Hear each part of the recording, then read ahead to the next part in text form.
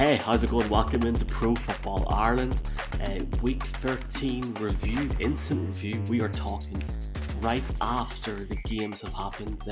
Just first off, Michael McQuaid, massive welcome into Michaela Fagan. Michaela, how's the form? How are you doing?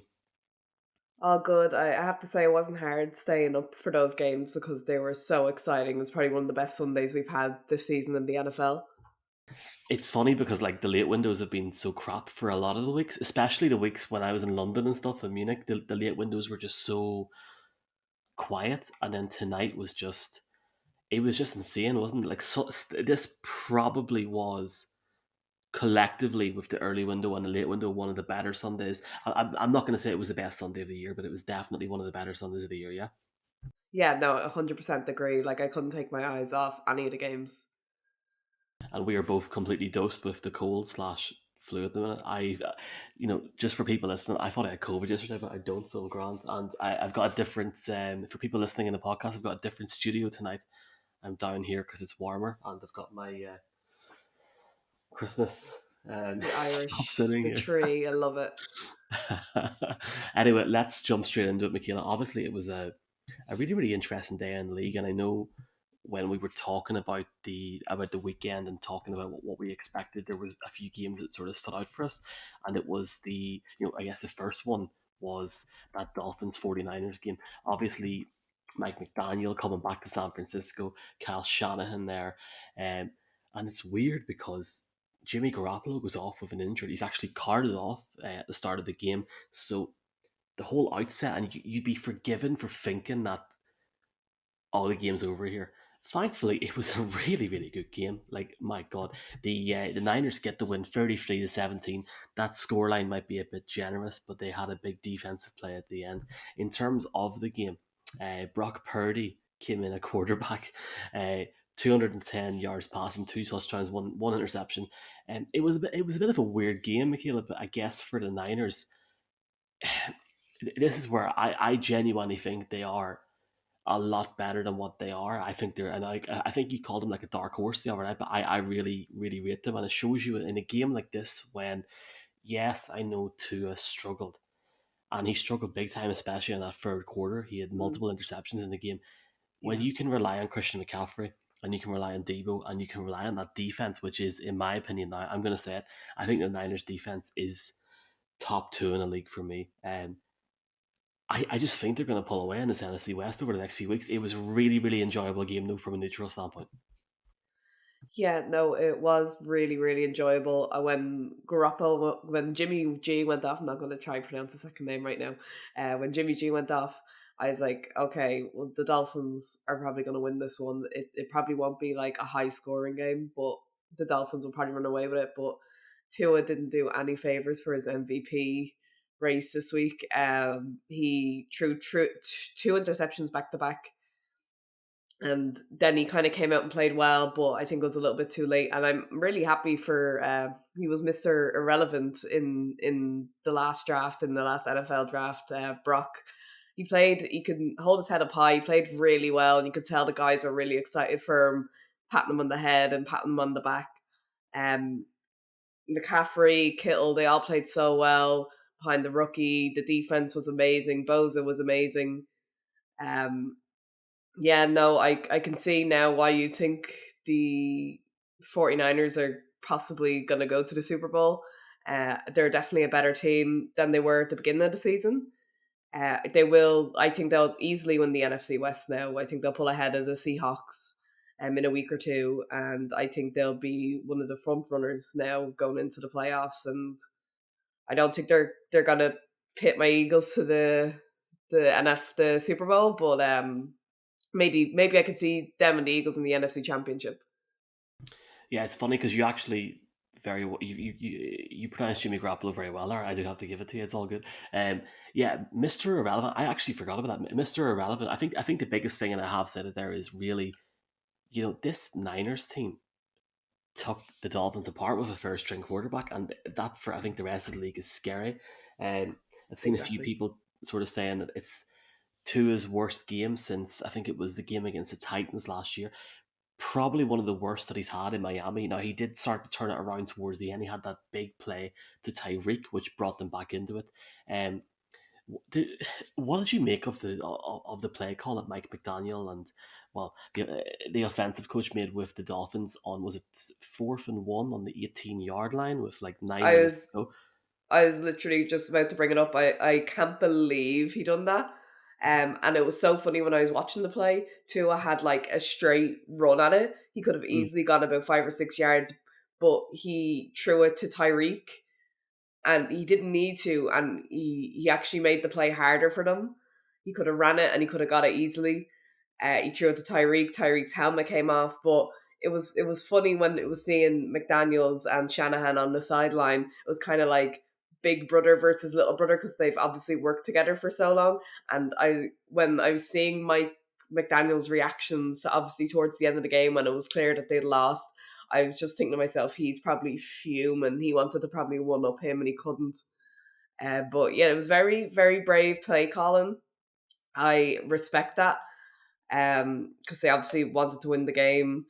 But yeah, no, just Tua started playing well too little too late for me. His two interceptions kind of did it for them. That was kind of the end for me.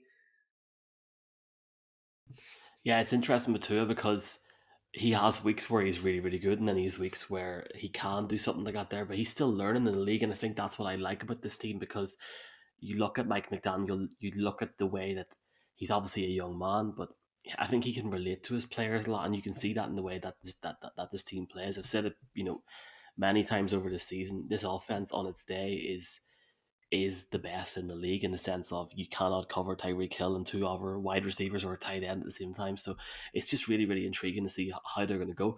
I think the thing today that the Niners done very well was just stop the run. It was one of those things where the Dolphins, ironically, with Raheem Mostert, only had a maximum of 33 yards rushing, and that's on 8 different carries. So that was something that they really struggled in. But when you look at that Niners defense, and I feel like we could sit here and talk about this all day. That's how good they are at the minute.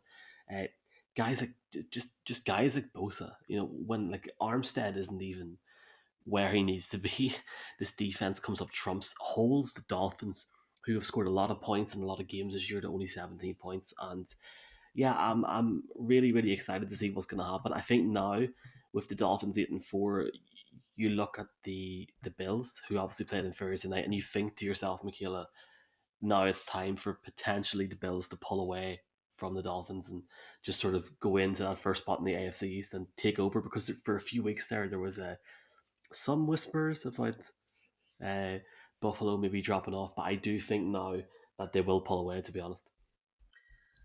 I think this was just a one off for the Dolphins. I think the Dolphins are doing very well. I think Tua's taken a great leap in his third season, I believe.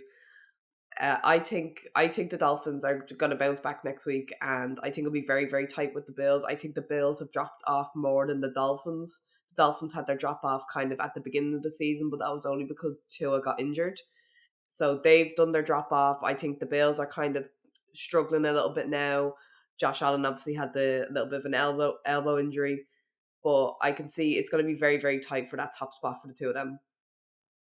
Remind me to talk to you about that Bills drop off that you just mentioned there, because I'm really interested to hear your thoughts on that at some point, maybe this week or next week on maybe a different show.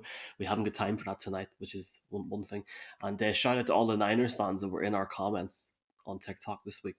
So I'll definitely put that on TikTok over the next few days. Let's jump on that whole situation in the AFC when you had Burrow going up against Mahomes. I have to say, Michaela, as a fan of just watching the league, like as fans, as neutrals, we have at least 10 more years of watching these two guys at quarterback for these teams. It's like I almost felt at one point in this game like I was watching pay-per-view TV. It's just funny. Like it's just so good to watch both Burrow and Yeah. Mahomes, and some of the plays from Mahomes tonight were ridiculous, and we will get into it in a second. Bengals moved to 8-4, 27-24 victory over the Chiefs, who fall to 9-3. The West should be fine for the Chiefs, but it was really intriguing to me how that defense stifled up the Chiefs, especially in the fourth quarter.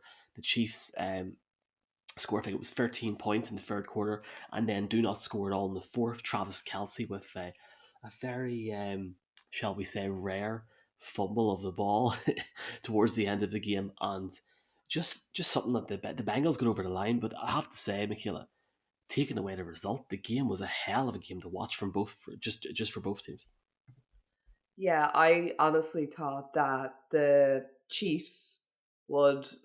I didn't think they'd batter the Bengals, but I did think they'd probably win by a touchdown or 10 points. So the fact that it was so close, it was so entertaining. And the Bengals started off the year, they didn't start off the year well either. Obviously, they've had Chase out a little while, and he was back tonight, and it was just brilliant. I can see now they're kind of going to be like the Brady versus the Manning. It's going to be Burrow-Mahomes now, like you said, for the next 10 years.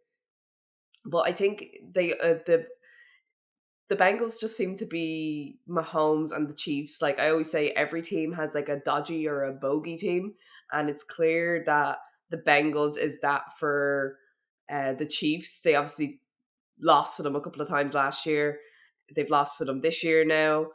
So it's great to see that there is someone like Mahomes, and because I know we all loved Mahomes when he won his first Super Bowl, but it's kind of like that thing when they're so good and you can kind of, for me personally, I thought in the year after the Super Bowl, Mahomes and the Chiefs got really cocky, and you could see that on their faces, you could see that in the way they played and celebrated, and I was like, you know what, I don't like that, and that's why I started rooting for like the Bucks against them in that Super Bowl.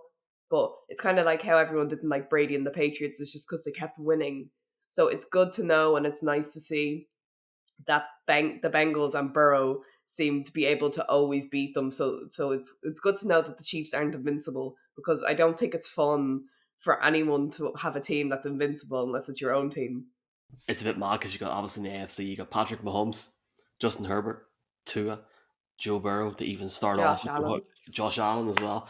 It's look, it's past midnight here, folks. So in case our voices sound a wee bit raspy, it's that sort of Mm. season at the minute. And I agree with you in terms of what you're saying about the Chiefs. Like obviously, in terms of the team I support, it's hard not to to sort of not be biased against them, but you do want to see as many teams play as well as possible. Obviously, Mahomes is a once in a generational talent. It doesn't stop the fact that Joe Burrow is now 3-0 against them. And before I even talk about the Bengals in this game, I look at their running now. They play Deshaun Watson and the Browns next week. As Deshaun Watson comes back today in Houston, looks like a guy that hasn't played for 2 years. We'll maybe talk about that towards the end of the broadcast. Uh, the Bengals still have to play Brady, the Patriots on Christmas Eve, the Bills second last game of the season, and the Ravens to start just to finish the season. So I feel if they can get over the line in those games and say they lose one or two of them, they'll be fine. But you sort of look at the way that they played tonight, Michaela, and you look at the confidence in which Joe Burrow sort of ices this game and gives this team, you think to yourself, God, they could really make a push again in the off season because nobody gave them a chance in hell last year. And look what they've done. He just seems so collected and calm in the way he plays. He's got Jamar Chase, he's got his different running backs, and he's got a real talent there on his defense and his offensive line that a lot of people were given off about, and the changes that they were going to have in the off season now seem settled. I guess for me, the Chiefs are the Chiefs, and they've done very, very well to replace Tyreek Hill with different core wide receivers. The Chiefs are always going to be up there, but I'm very excited seeing what the Bengals have done. Have you any other takeaways from this game just on the Chiefs or the Bengals? That Patrick Mahomes play where he done the Michael Jordan leap into the end zone was just That insane. that infuriated me, because when he did it, I was like, okay, fair enough, you done it. But then I saw that he actually dropped the ball. I was like, why did you jump like that? There was no need to jump like that, I don't think. Just kind of chuck your head down and run in. Bit of a, I don't know if he's just trying to show off or like he thought he needed to jump for some reason. But yeah, I love a good jump. Like I like for as much as I don't like the Chiefs personally for the team of support, I thought it was great. It was awesome to see. Like it was just you could see how much well, they wanted it, but it was pretty cool to see. Yeah, one of the things, the one of the other kind of big takeaways that I took from the game was I think I looked away for like 2 seconds and the Bengals got the T Higgins touchdown, and then Jamar Chase was flagged on the play for taunting, doing the kind of like money thing, and I was like, did he get the touchdown? Because I'd missed it, and then I saw the T Higgins got it, and I think the commentators were saying he did it because one of the Chiefs defenders said he didn't know the Bengals wide receivers' names other than probably Chase, which I think is bizarre. I think the Bengals have like some of the best set like of wide receivers. As in, obviously they have Jamar Chase. He has an unbelievable connection with Burrow. I think they probably have the best connection in the whole league with each other. And I did doubt the Bengals when they drafted him initially, not because I didn't think Jamar was going to be good. I just thought they needed the O line more than they needed the receiver. But they obviously made the good choice. They got to the Super Bowl with him. And then they have Tyler Boyd, and then they have T. Higgins. I think T. Higgins is always so reliant as well when Jamar is being doubled or something like that, or when he was out. So for like the Chiefs defender to even say that, I understand why Jamar got annoyed, because like they're like such a solid group of receivers. So I think when the Chiefs went on their Super Bowl run, I think they had the complete kind of team, as in they had Tyler Matthew and they had like every like Tyreek Hill, and they just had such a good group of people. But they've obviously lost some of them now in the last couple of years, and it kind of seems like the Bengals and the Eagles and all these other teams now they're building up, and they're going to have the core teams and the kind of like they have everyone at every position type thing. Where I think the Chiefs have just fallen a little bit away with that. They don't have like the complete core unit. The thing that they have done, which impresses me a little bit, I have to say now, is the whole situation in regards to their receiving core. And obviously, you've got guys like Valdez Scotland, Kelsey, Juju, Pichel can work both in the receiving and the running role. I think going forward throughout the season, it will help them. But let's see what happens, I guess, just over the next few weeks and months. Okay, right. Let's jump on to the next topic because we are rolling on here, and it is the Giants. The Giants going up against the Commanders. And this was a really interesting game, not in the sense because it ended in a tie, Michaela, but more so for me. And I've been very, very down on Daniel Jones. We were not down, but we did discuss the, I guess, offensive issues that the Giants have in the previous broadcast on Wednesday or Thursday last week. Daniel Jones had a bit of a poor start to this game, and he turned it around. You could really see the difference in his ability to run with the ball, which seen him. I think he gained the most rushing yards for himself in the game since like week 6 or week 7 for a quarterback. And the problem that they had tonight was in terms of getting the win was, they couldn't convert the ball in important situations. I do look at what happened with the offense tonight for New York as a positive because they were able to try and change it up a bit.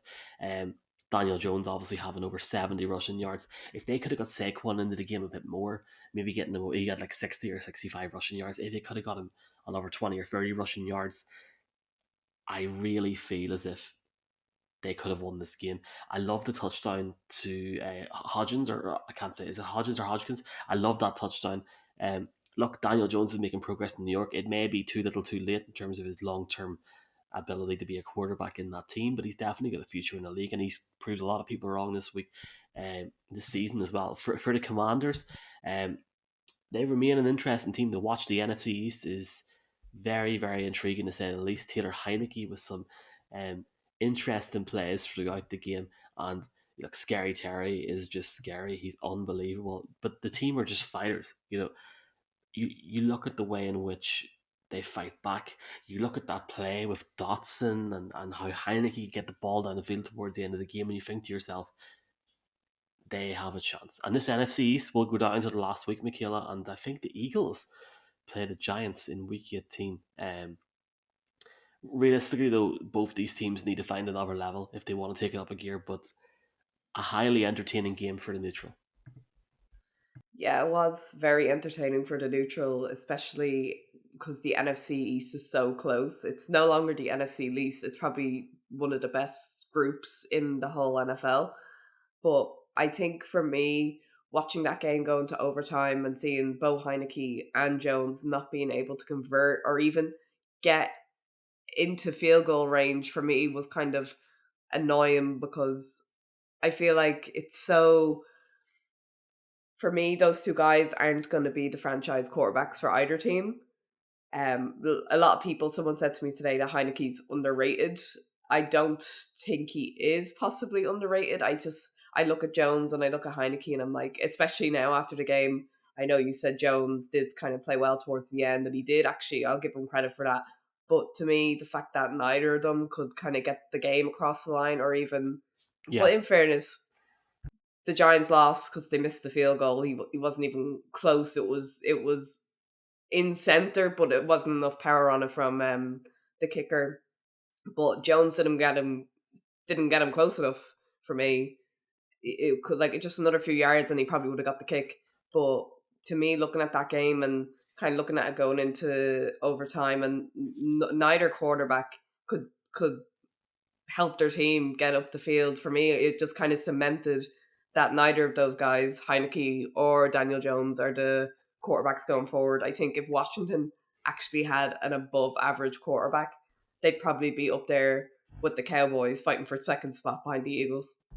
I find that really interesting because I really like what Taylor Heineke's done in Washington. I think he's a fighter. I agree with you in terms of what you said about the field goal situation with Graham Gano. Um, Great guy, really, really, really, really good guy. I was chatting to him last year at one point. I think if he had hit that today, it would have been a record field goal for him.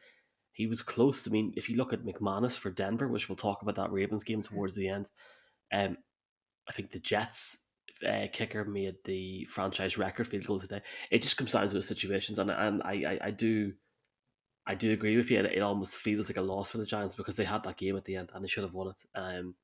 But I guess a tie is a tie, and it's better than a loss, so we will take it and move on. And it's one of those things. It's going to be an interesting run in for both teams. I maybe now famously said about 3 weeks ago that I didn't have the Giants winning another game this season. They haven't won since. Time will tell.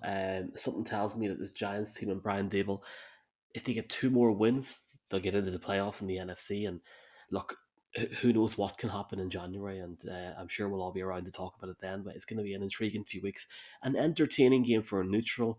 I enjoyed it. It was good crack.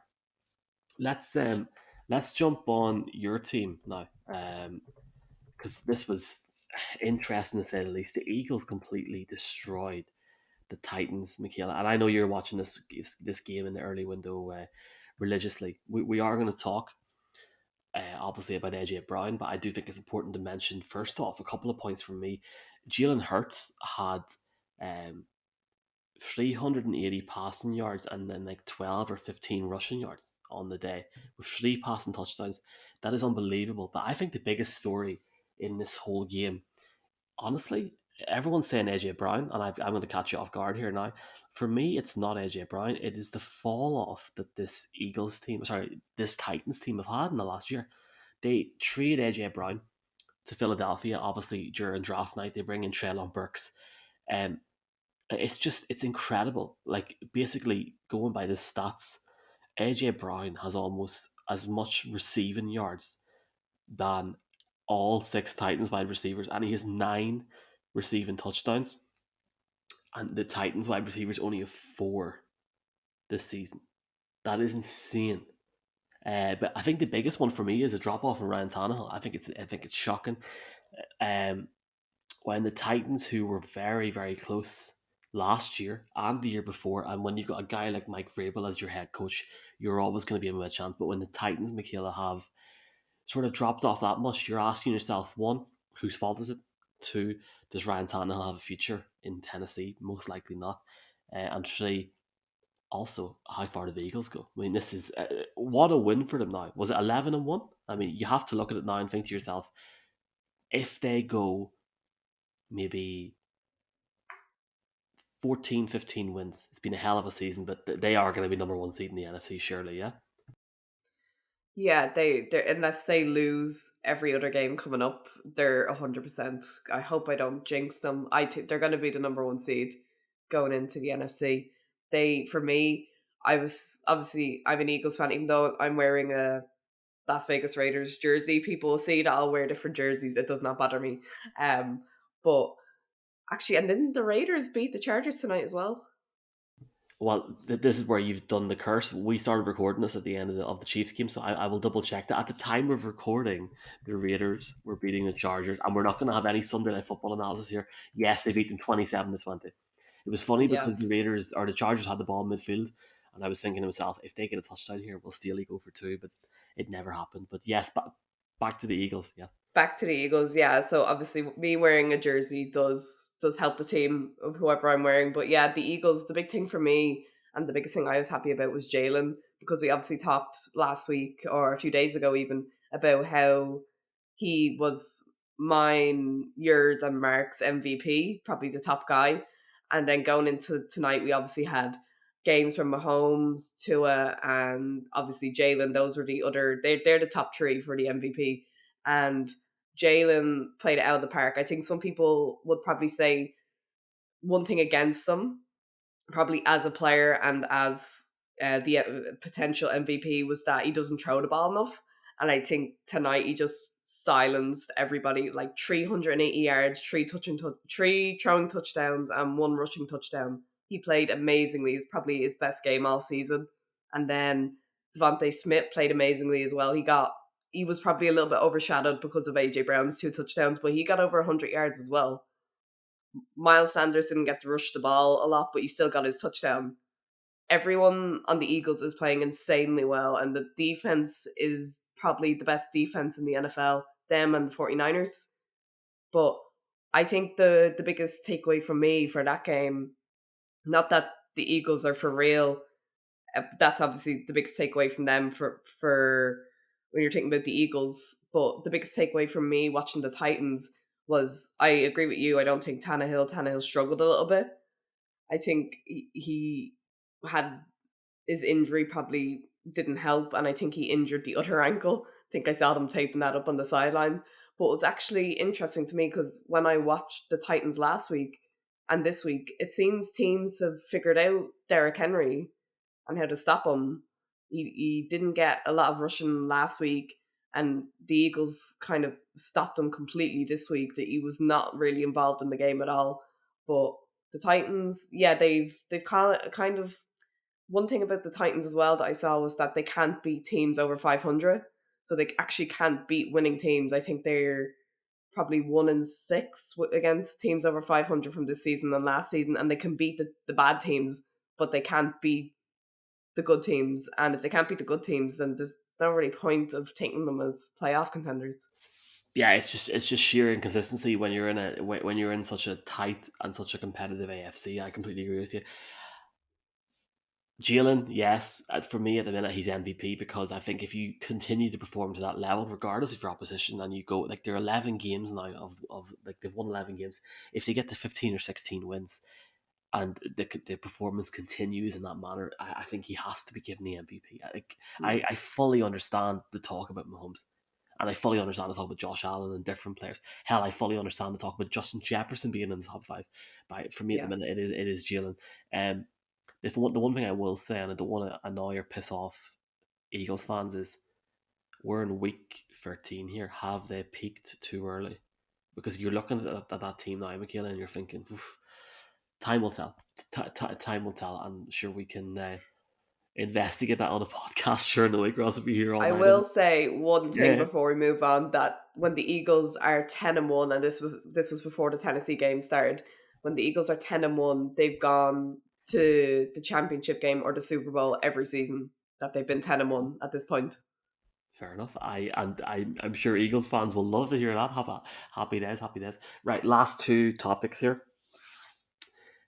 I'm loving this. I just sort of like half yawned or half went mad on the camera there, folks, in case you're wondering. But it's been a long night. It's been an enjoyable night, and one team that I actually enjoyed watching for the first time in a long time was the Green Bay Packers tonight. Hell, Mm. Michaela, I loved watching Justin Fields tonight. Some of his plays were incredible, but the reality is, you know, certain things happen, and you've got these different variables, and if you can't reach a certain point, you're not going to win a game.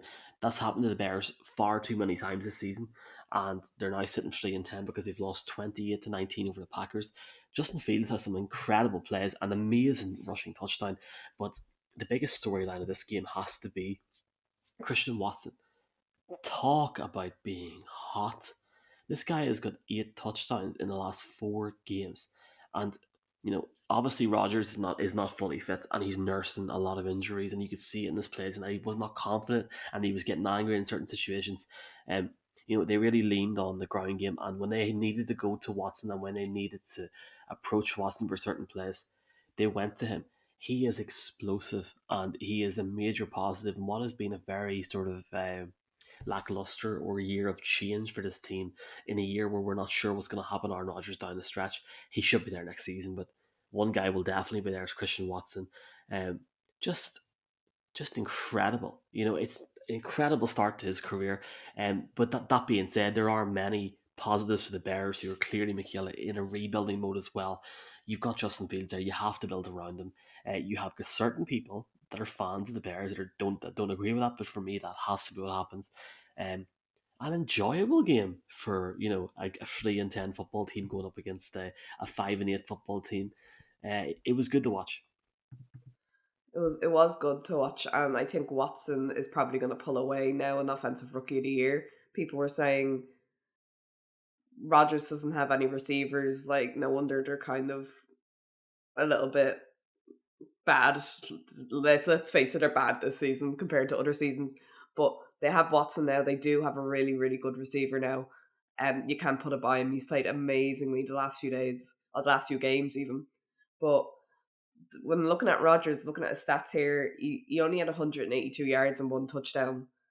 It's not good enough for a guy that they've given a big contract to, that they kind of let control everything, and who kind of is a bit of I think he is a bit of a drama queen, but it's injury or not, it's not good enough from him to only be having those kind of, like, he doesn't have big yardage games. He doesn't have many of them this season. I think I don't know what's going to happen with him next season. Could he be traded? Could I'm not really sure, because the Packers are always kind of playoff. They're always a playoff team. So the fact that they're here and Yeah. they're having such a bad season, it's kind of uncharted territory. How do we deal with this? How are they gonna deal with Aaron Rodgers now? Do they just say, okay, you've played shockingly this season, you're not worth it anymore, so we'll just trade them? But on a lighter note, with the Packers winning against the Bears, they're actually the team with the most wins now in the NFL, overtaking the Bears. Funnily enough, but yeah, the only good thing for Rodgers this night is that they now have that record, and that he still, as he likes to say, owns the Chicago Bears. That is still one of the greatest moments in NFL history when he done that at Soldier Field.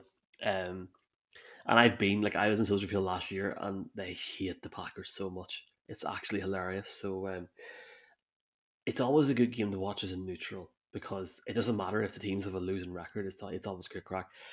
Let's jump on to this last game we're going to talk about, and then we'll jump off here before week 13.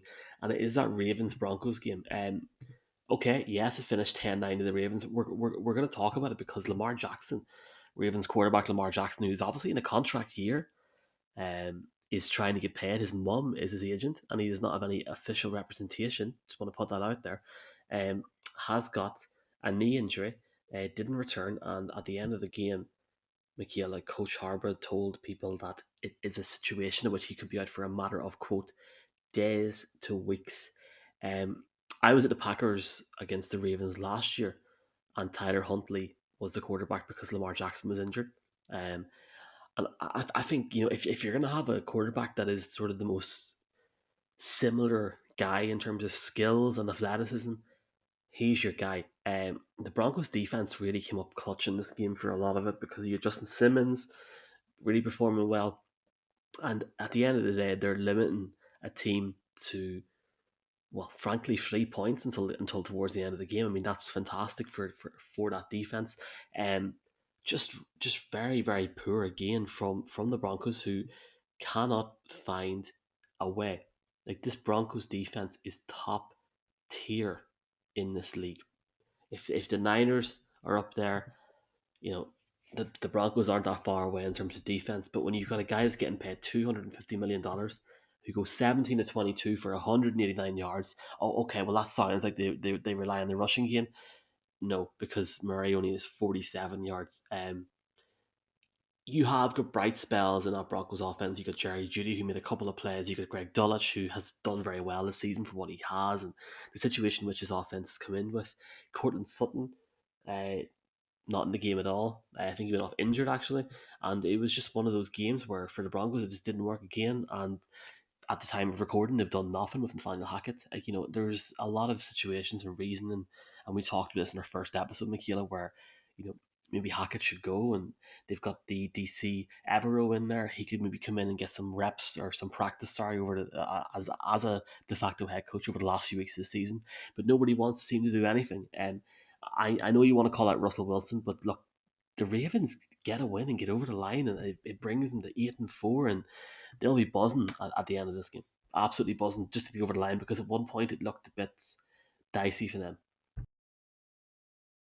Yeah, I think with the Bengals doing so well now, the Bengals obviously didn't start out so well. So I think for me personally now after this week and the Bengals beating the Chiefs, I think the Bengals will win the AFC North again. The Ravens will be just behind them. But the big story from that game wasn't even the Broncos and Nathaniel Hackett and Russell Wilson. It was the fact that Lamar Jackson got injured. And it's a knee injury. They're the most scariest injuries when you hear about them because you're like, did they tear their ACL? Are they going to be out for months on end?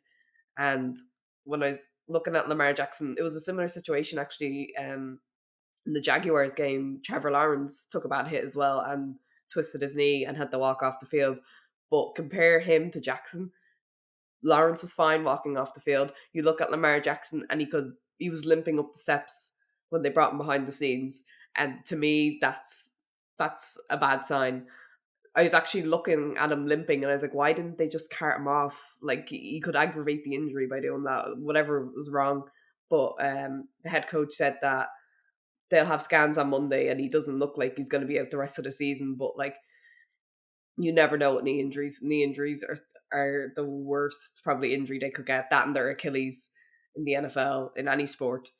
But it is obviously bad that he's got injured. But I think I was laughing at some of the memes on Twitter. The people were giving out about their fantasy teams. They're like people who had Lamar in their fantasy teams are going to be raging.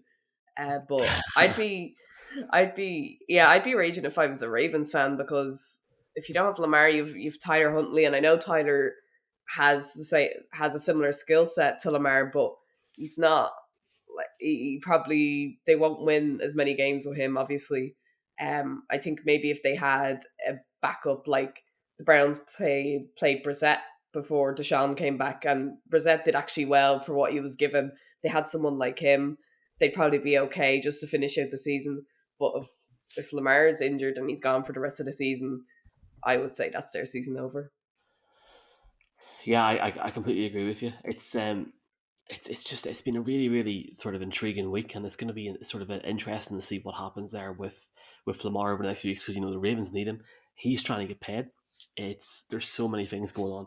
Just want to finish this episode off, Michaela, obviously by thanking you and thanking everyone that has that's listened to this in the first few weeks, and let everybody know that we're all picking the following teams on Monday Night Football. You got the Saints going up against the Bucks. Mark Hogan, who's not here, is picking the Saints, and myself and Michaela are picking the Bucks. We all picked the Niners tonight as well, which is interesting. Is there anything else, Michaela, for you for what was a really really interesting week 13 that stood out for you? Um, I'll jump on this and I'll say this just to round off. Obviously, Deshaun Watson came back this week. Playing against the Texans, ironically, I mean, you couldn't make that up. There is, in my opinion, nothing positive to say about the situation at all. In terms of the football sense, it was quite clear in the preseason when the guy was playing against the Jaguars. He should not have been playing, but it was quite clear that he hadn't been playing for 600 or 700 days.